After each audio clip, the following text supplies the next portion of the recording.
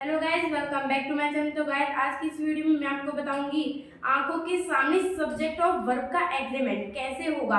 और इतना कंफ्यूजन वाले कॉन्सेप्ट को मैं आपको इतनी इजी वे में बताऊंगी, आप उसको देखते ही आंसर बता देंगे और अपने आप एग्जाम में 90% तो स्कोर करोगे ही। और साथ में आपको एक ऐसी शॉर्ट ट्रिक बताने वाली हूँ जिससे आप टफ से टफ क्वेश्चन को इतनी इजी वे में कर सकते हैं। उसको देखते ही आप उसका बिल्कुल आंसर बता देते हैं, भले ही आपने सब्जेक्ट और वर्ब एग्रीमेंट कभी ना पढ़े हो। और लास्ट में मैं आपको एक ऐसी एक्सरसाइज भी करवाऊंगी, आपको ऐसी प्रैक्टिस भी दूंगी जिससे आप सब्जेक्ट और वर्ब एग्रीमेंट को बिल्कुल अच्छी तरीके से कर सकते हैं। तो वीडियो के एंड तक बने रहना। तो guys, welcome back to my channel Kajal education.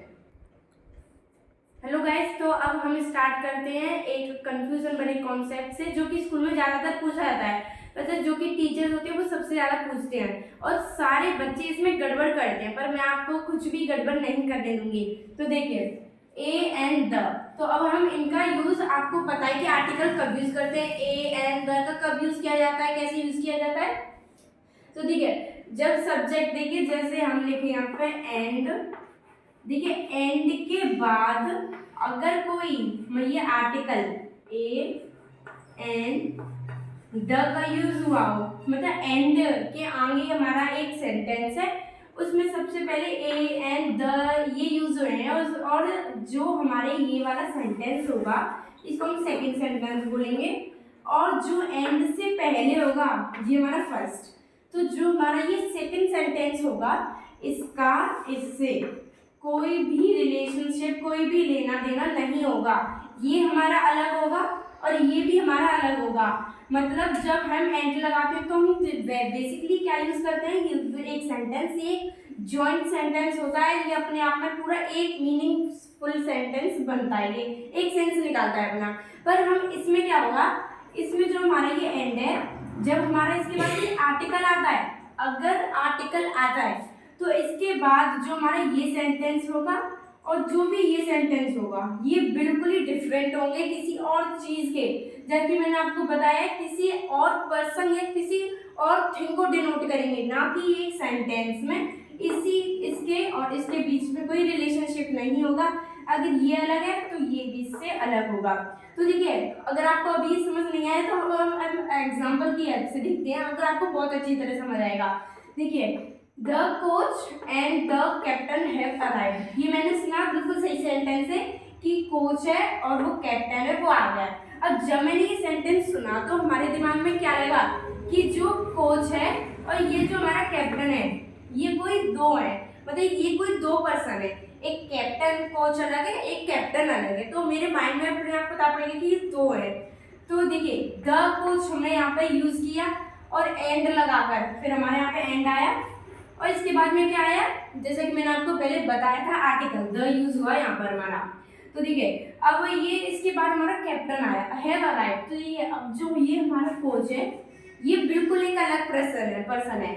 और देखिए एंड के बाद जो हमारा, देखिए द कैप्टन यूज हुआ है, इसका और इसका कोई रिलेशनशिप नहीं होगा, ये अलग है। अब देखिए, अगर जैसे कि मैं यहाँ से द हटा दी तो मैं क्या बोलूंगी, देखिए the coach and captain have arrived, कि जो कोच है हमारा वही कैप्टन है, वो आ रहे हैं। तो देखिए, जो कोच है वो एक कैप्टन है, मतलब एक सिंगल पर्सन है जो कि कोच भी है और एक कैप्टन भी है। और अगर मैं यहाँ पर द लगा दूं तो ये सेपरेट हो जाएंगे, कोच अलग है कैप्टन अलग है, वो अपनी अलग अलग जगह पर है। देखिए second, the teacher and the principal have been come. तो देखिए, अब मैंने यहाँ पे यूज किया द टीचर, टीचर एक अलग है और द प्रिंसिपल, ये भी दो व्यक्तियों के बारे में बात की जा रही है, ये दोनों जबकि अलग अलग है। तो एंड के जो बाद वाला है और जो पहले वाला है, मतलब जो कि सेकंड सेंटेंस है, जो कि फर्स्ट सेंटेंस है, ये बिल्कुल ही अलग होंगे, इनका कोई रिलेशनशिप आपस में नहीं होगा। देखिए, द प्रिंसिपल ये कोई अलग है प्रिंसिपल, और द टीचर ये भी कोई अलग है। अगर देखिए यहाँ से मैं द हटा दूं, the principal and the teacher and principal have been come. तो देखिए, अब मेरे को पता पड़ा कि जो टीचर है वही प्रिंसिपल है, मतलब एक पर्सन है, वही टीचर है वही प्रिंसिपल है, वो आए हैं। तो देखिए, अगर यहाँ पे मैं एक पर्सन की बात कर रही हूँ और जब मैंने यहाँ द लगा दी तो अब ये अलग अलग पर्सन हो गए। चलिए अब ये आपको समझ आ गया होगा, अगर नहीं आया हो तो मैं आपको और भी एग्जांपल देके समझाती हूँ। तो देखिए अब मैं आपको एक बार ये एग्जांपल से बताती हूँ जिसके आपके अच्छी तरह समझ आ जाएगा। देखिए अब यहाँ पे ये क्या लिख रहा है, Akbar was a great king and a great leader. तो देखिए अब यहाँ पे हमने ये अकबर की बात की। अब देखिए इसके आगे हमारा आया ये एंड। तो देखिए अब ये एंड के बाद हमारा एक आर्टिकल भी आया है। तो देखिए अब मैं यहाँ तक अगर ये हमारा सेंटेंस नहीं हो, अगर मैं इसको बोलूँ Akbar was a great king, यहाँ तक पूरी बात खत्म हो रही है। अगर अब मैंने यहाँ पे एंड लगाया और फिर एक आर्टिकल लगाया एंड अ ग्रेट लीडर, अब ये तो आगे बात किसी और की हो रही है। मतलब यहाँ तक हमको पता पड़ा कि यहाँ तक एक हमारा सेंटेंस है और फिर आगे अ ग्रेट लीडर, मतलब जब एंड के बाद हमारा एक आर्टिकल आया है तब हम इसमें किसी और की बात की जा रही है। मतलब ग्रेट किंग तो हमारे अकबर है और कोई ग्रेट लीडर कोई और है, अकबर की यहाँ पे बात नहीं की जा रही है। अब देखिए अब हम ये क्यों लगा रहे हैं, अगर हम यहाँ पे ये नहीं लगाएं तो एक अकबर है वो ग्रेट किंग भी है ग्रेट लीडर भी है। तो अगर हम अब ये नहीं लगाएं तो ये आगे बात चली जाएगी हमारी, पर ये हम यहाँ पे क्यों लगाएं, एक कॉमन सेंस होना चाहिए यहाँ पे। तो देखिए आप यहाँ पे आप ये लगा भी सकते हैं और नहीं भी लगा सकते हैं, और जो कि अगर हम दूसरे की बात कर रहे हैं तो ऐसे लगाएंगे और नहीं कर रहे हैं तो ऐसे लगाएंगे। चलिए अब मैं आपको और भी कुछ बताती हूँ इसके बारे में कहाँ कहाँ पर ये यूज होते हैं। तो देखिए अब मैं आपको बताती हूँ एक और कंफ्यूजन सा। देखिए एंड, जब हम अगर ये हमारा पहला कॉन्सेप्ट था एंड, ये हमारा क्लियर हो चुका है। अब एंड के आते हैं, जब हम एंड के बाद हम कुछ भी वर्ब यूज करते हैं तो वो ऑलरेडी प्लूरल वर्ब होती है एज यू नो। मतलब देखिए राम एंड श्याम, अब इसके बाद हम हैव लगाएंगे ना कि हैज लगाएंगे, तो ये अपने हमारे प्लूरल वर्ब यूज होती ही है। और देखिए जैसे कि, और आप देखिए Ram and Shyam have gone to market, तो देखिए अब मैं यहाँ पर हम हैज का यूज नहीं कर सकते क्योंकि आपको पता है कि जब एंड होता है तो इसमें दो सब्जेक्ट को जोड़ा जाता है। जब एंड यूज करते हैं तो दो चीज होती है हमारे पे, दो पर्सन होते हैं या फिर कोई दो थिंग होती है, उनको हम उससे ज्वाइंट करते हैं, तो हमको पता ही है कि वो प्लूरल वर्ब तो आएगी आएगी। पर अब हमारा एक मजेदार सा कॉन्सेप्ट है जो कि एक्सेप्ट सेम थिंग और सेम आइडिया। देखिए जैसे मैं आपको एक और एग्जांपल देती हूँ, my brother and sister are coming. तो देखिए मेरे भाई और सिस्टर आ रहे हैं, तो देखिए अब यहाँ पर भी बिल्कुल कॉमन सी बात हुई, दो पर्सन थे उनको हमने जोड़ दिया, या दो से ज़्यादा भी हो सकते हैं, और उसके बाद हमने ये प्लूरल वर्ब लगाई। तो देखिए अब जब हम प्लूरल वर्ब कब नहीं लगाएंगे, एंड के बाद हम कब नहीं लगाएंगे। देखिए गॉन टू मार्केट, तो देखिए यहाँ पे किया है हमने, देखिए वो जो हमारा ये थिंग और आइडिया होते हैं, मतलब थिंग और आइडिया होते हैं तो वो सेम एक ही चीज़ की बात की जाती है। देखिए अगर थिंग जैसे कि मैंने एक एग्जांपल लिया है ब्रेड एंड बटर, तो देखिए अब हम इसमें यूज़ किया, तो देखिए ब्रेड और बटर इसका अलग अलग तो हम नहीं बोलेंगे, ब्रेड और बटर एक ही साथ बोले जाते हैं, एक ही साथ यूज हो जाते हैं, तो मतलब ये सेम थिंग होती है, एक सेम आइडिया होता है। आप ब्रेड को और बटर को अलग अलग थोड़ी ना खाओगे, ब्रेड के ऊपर ही लगाकर तो हम बटर खाते हैं, तो ये एक हमारी सेम थिंग हुई, सेम आइडिया हुआ, तो इसके साथ हम ऑलरेडी क्या लगाएंगे, इज लगाएंगे। और देखिए जैसे हम बोलते हैं मेरा तो फेवरेट राजमा और चावल है, तो अब ऐसे थोड़ी ना कि हम राजमा अलग खाएंगे चावल अलग खाएंगे तो उनको साथ में, तो ये हमारी सेम ही थिंग हुई और सेम आइडिया हुआ। तो जब हमारी ये होते हैं तब हम अपनी ये प्लूरल वर्ब का यूज नहीं करते, जब हम यूज करते हैं हमारी सिंगुलर वर्ब का, सिंगुलर वर्ब का हम यूज करते हैं। देखिए स्लो एंड स्पीडी, मतलब वो बहुत स्लो एंड स्पीडी है, मतलब वो बहुत धीरे धीरे चलता है, आहिस्ता आहिस्ता चलता है। तो देखिए यहाँ पर भी मतलब एक थिंग की बात हुई तो हम ऐसे थिंग में हम सिंगुलर वर्ब का यूज करते हैं, मतलब जहाँ पे सेम आइडिया और सेम थिंग आती है वहाँ पे हम सिंगुलर का यूज करते हैं। और जो कि आपको पता है एंड के बाद तो ऑलरेडी हम प्लूरल वर्ब का यूज कर देंगे। तो देखिए ये आपको ऑलरेडी समझ आ गया होगा क्योंकि ये तो क्वाइट ईजी था। अब मैं बताती हूँ आपके इसके आगे क्या क्या चीज़ है।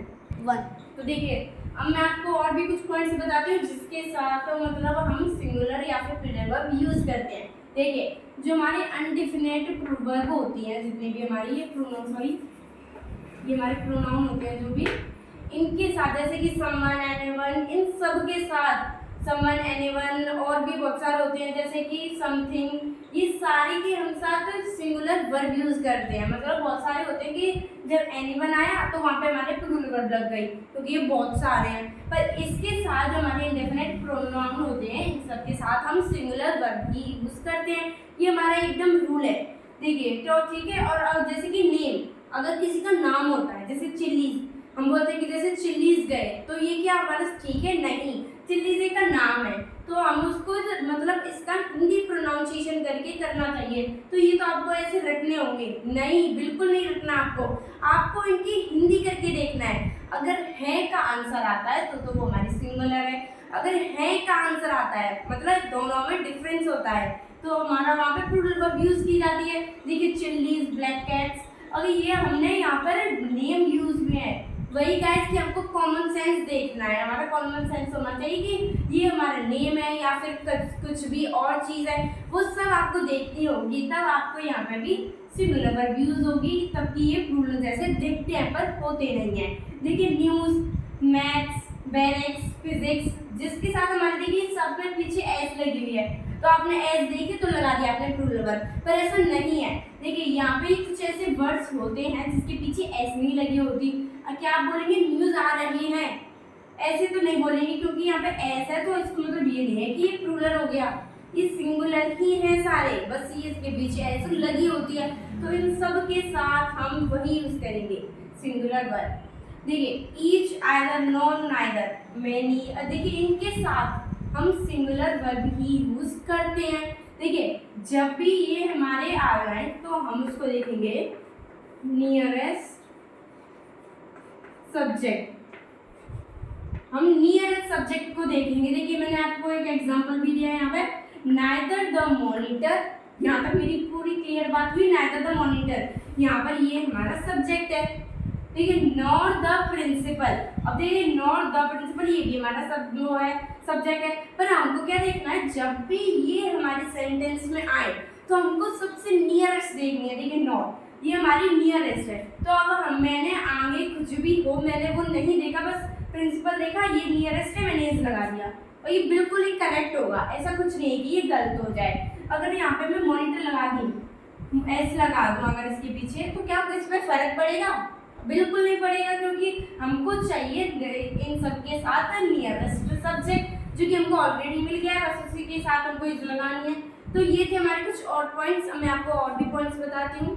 तो देखिए अब मैं आपको बताती हूँ और भी कुछ पॉइंट्स। देखिए जैसे कि अब हमारा आ गया है शूज, ट्राउजर्स, बिनोकुलर, सीजर्स, और भी जैसे कि हमारे होते हैं, इनके पीछे एस लगा होता है। भले से एस लगा होता है पर इसके साथ हम सिंगुलर वर्ब भी यूज करते हैं। इसके साथ हमको कॉमन सेंस होना चाहिए कि ये सब है हमारी, ये जाके प्लूरल में नहीं आते, सिंगुलर में आते हैं। देखिए अ पेयर ऑफ शूज, तो देखिए अब क्या इसके साथ हम आर का यूज करेंगे, अ पेयर ऑफ शूजेस, तो देखिए इसके साथ हम इसका ही यूज करेंगे, इसके साथ हम आर का यूज नहीं करेंगे।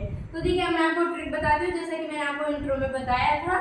देखिए ट्रिक क्या है, अगर आपने कभी वर्बल एग्रीमेंट नहीं पढ़े हैं, आप बिल्कुल अनजान हैं, आपको कुछ भी नहीं पता क्या होता है, तो आप अगर आपको एग्जाम में स्कोर लाना है अच्छा, तो आप एक ये ट्रिक की हेल्प से बिल्कुल अच्छा स्कोर कर सकते हैं। उसमें आपको क्या करना है, देखिए जैसे कि ये हमारा सेंटेंस दिया गया है, आपको इसका सबसे पहला वाला जो सब्जेक्ट होगा बस उसको पकड़ लेना है, उसके ही अकॉर्डिंग आपको वर्ब लगा देंगे सेंटेंस में, बस आपका वो आंसर जो भी होगा सेंटेंस वो बिल्कुल सही होगा। देखिए जैसे द डॉल्स एंड आर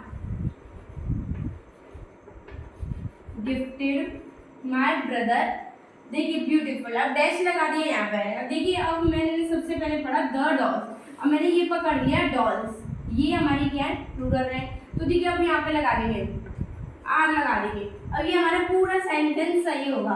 देखिए अब आप इसको अपने आप पढ़ के देखिए, the dolls are gifted my brother are beautiful, तो देखिए अब यहाँ पे ये है हमारा आर, ये बिल्कुल सही है, अब यहाँ पे कुछ भी नहीं हो सकता। देखिए ये थी कितनी आसान सी ट्रिक, आप जिससे कि बिल्कुल अच्छी तरह, अगर आपको नहीं पता तो बिल्कुल अच्छी तरह आप किसी सेंटेंस को कर सकते हैं। देखिए कि the army dash taking position, इसका आंसर आप मेरे को कमेंट सेक्शन में जरूर बताएं। तो देखिए, आई होप कि ये आपको वर्ब एंड एग्रीमेंट बिल्कुल अच्छी तरह समझ आ गया होगा। मैंने जितने भी पॉइंट्स थे मैंने आपको सब बताने की कोशिश की।